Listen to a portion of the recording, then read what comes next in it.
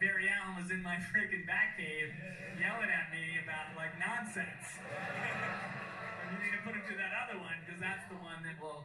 Because he had to jump right before Darkseid boom tubes into the Batcave to murder Lois, so you have to.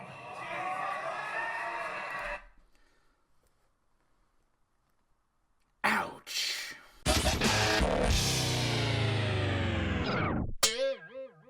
What's happening, film nerds? Dave the Film Junkie here. Yes, let's talk about this. Woo. Let's talk about what Zack Snyder had to say there, and it was awesome that I got to witness this. Actually, I think this image right here, I'm pretty sure I'm like almost behind the guy. So, anyways, yeah, he did a little talking here about everything. Now we can't.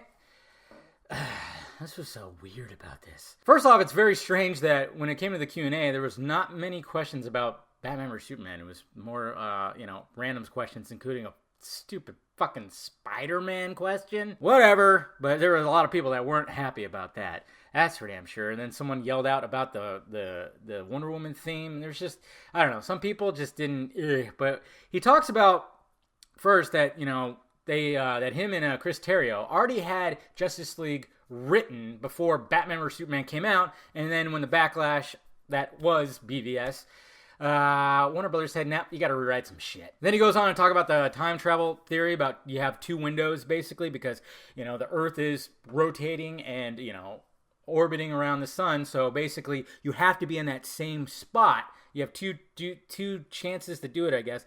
And it's an outlandish theory, but it sounds pretty cool. And I remember when I heard about it before, I was like, I like that. The Earth has to be in the exact same spot or you just show back up in space and then you'll die, which I thought that's a very creative concept that they came up with. And then, of course, they had to pick which window, and Bruce asked, well, which window do you think? And then chooses the opposite one because obviously that's when Flash showed up in Bruce's Batcave and, he was too soon. But then came the real kicker that he had to get there before Darkseid showed up in the Batcave to kill Lois. Now we got to remember, and I asked too, that whole thing with Lois getting murdered by Darkseid in the Batcave, that I guess was in the original script, and that was one of the things that Warner Brothers was like, Now we got to remember, guys, that he explains that Warner Brothers freaked out and had to do rewrites. And I asked, is that part in the Snyder Cut? Is that what's going to lead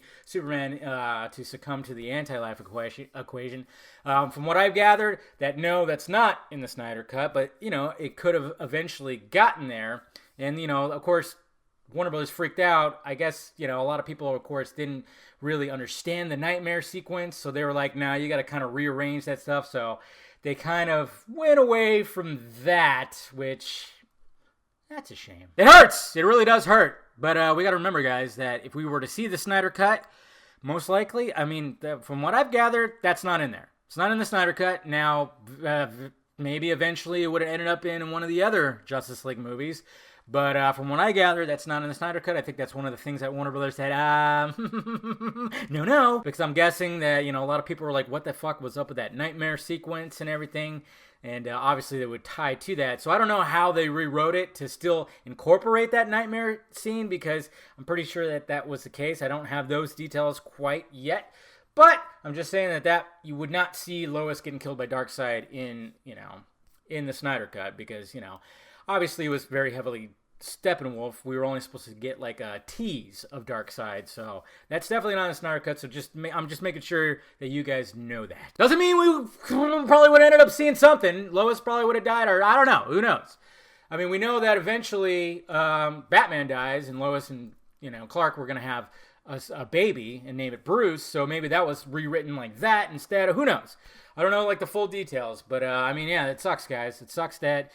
And it's kind of funny too because we're, a lot of people are so certain that what Chris Terrio and Zack Snyder were trying to do with Justice League, and that what we didn't see, what Snyder's cut was the initial story when, in fact, it was not. It had to be rewritten big time.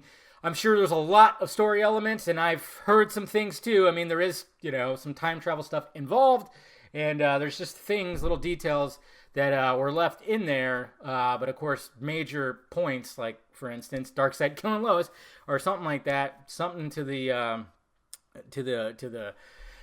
that was in there. But of course, Warner Brothers had to freak out and take it out. So, can we just like go to a multiverse where all this is available for us to watch? There you have it, guys. Sorry if I ramble on too much explaining all that, but that's what I've gathered, and yeah, that's what was said right there, and it's awesome stuff, and yeah. Let me know your thoughts about it down below, guys. What do you think about all this? Hit that like, thumbs up button if you'd be so kind. Subscribe to my channel. Visit filmjunkie.com for all my content. Visit the closet for shirts and stickers. And, of course, follow me on the social media stuff right over there. And Patreon if you feel like being generous. All right, guys? I'll talk to you later.